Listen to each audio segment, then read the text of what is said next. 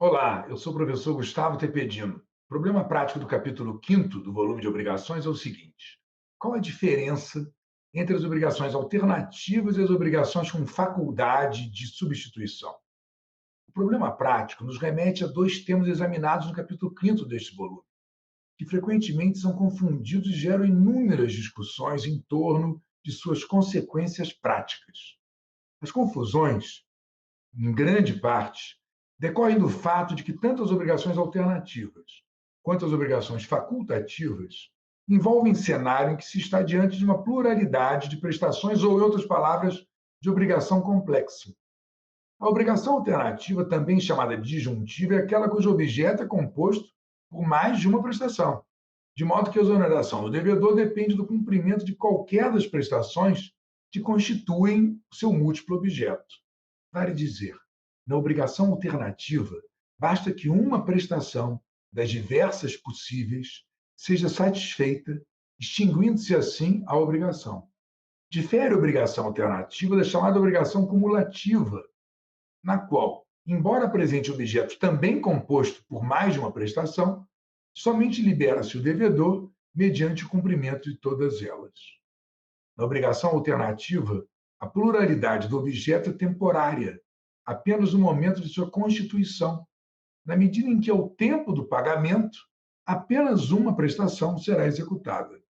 Ou seja, as múltiplas prestações que se oferecem como alternativas no momento de sua constituição reduzem-se com a concentração em apenas uma a ser executada, extinguindo o vínculo obrigacional com a consequente liberação do devedor.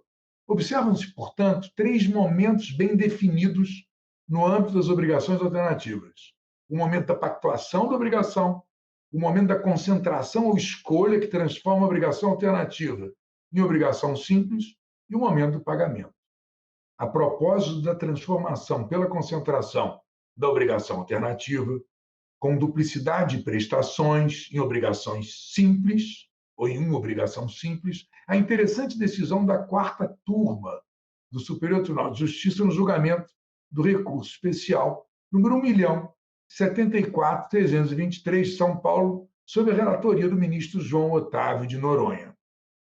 As obrigações alternativas são reguladas pelo Código Civil nos artigos 252 e 256, sobretudo em atenção aos problemas suscitados pelos fenômenos da impossibilidade e da escolha ou concentração das prestações. O caput do artigo 252 atribui a escolha ao devedor, salvo disposição em contrário, bastando sua manifestação de vontade, firme e séria, para que haja concentração, a prescindir da aceitação da outra parte. Exemplo usual de obrigação alternativa é a da seguradora de automóveis, que se compromete a indenizar o segurado ou entregar veículo similar ao que foi danificado em caso de sinistro. Espécie próxima, que todavia não se deve confundir com a obrigação alternativa, consiste na obrigação facultativa ou com faculdade de substituição. A categoria é amplamente aceita, tanto na doutrina quanto na jurisprudência, a despeito de não ter o Código Civil tratado dessa espécie obrigacional, como fez quanto à obrigação alternativa. A obrigação facultativa contém um objeto simples, constituído por uma única prestação, podendo o devedor dela liberar-se, contudo, mediante a prática de outro ato, conforme seu próprio interesse.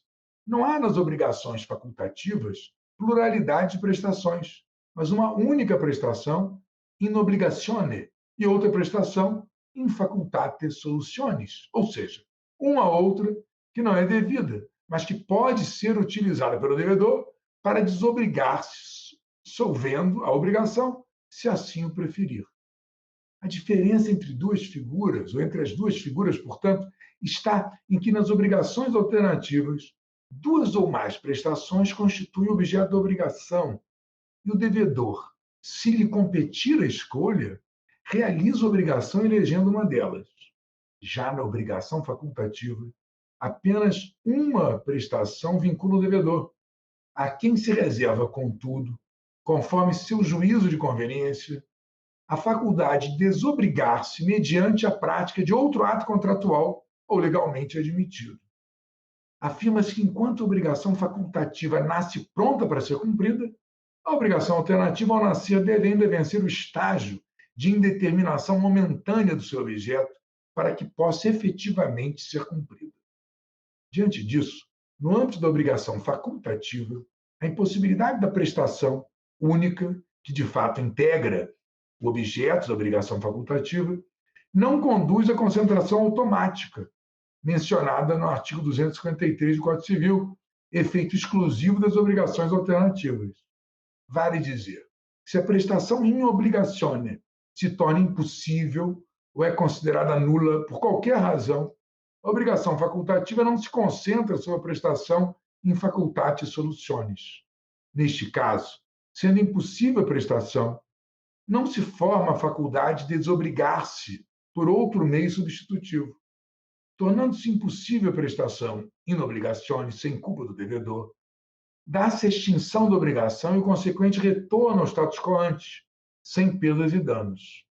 Ao reverso, havendo culpa do devedor, este poderá se desobrigar mediante o cumprimento da prestação in facultate solutionis, justamente para evitar, mercê da faculdade de que dispõe, responder pelo equivalente da prestação que se impossibilitou, além das perdas e danos. A distinção prática entre as figuras, sobretudo diante de obrigações alternativas cuja escolha compete ao devedor, mostra-se sutil e, dependendo da linguagem contratual, tormentosa. A questão subordina-se à intenção das partes, que, se em grande parte dos casos pode ser deduzida das circunstâncias do negócio, em outras tantas permanece inacessível ao intérprete. Sobre o tema, a quarta turma do Superior Tribunal de Justiça já foi chamada a identificar, no recurso especial número 59.498 do Rio Grande do Sul, no âmbito de certa promessa de compra e venda, se estaria diante de obrigação alternativa ou de obrigação facultativa, exame essencial no que tange às consequências pelo inadimplemento por parte dos promitentes compradores da obrigação de entregar determinado apartamento como parte do pagamento.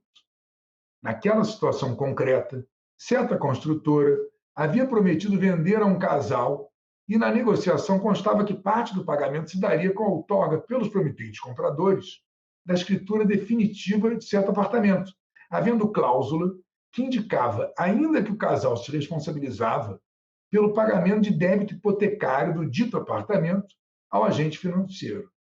Estipulou-se também que, sendo impossível aos promissários compradores o cumprimento de tal encargo, ficariam obrigados a substituir o apartamento por outros imóveis, a critério dos compromitentes, cujo valor não poderia ser inferior ao do apartamento devido.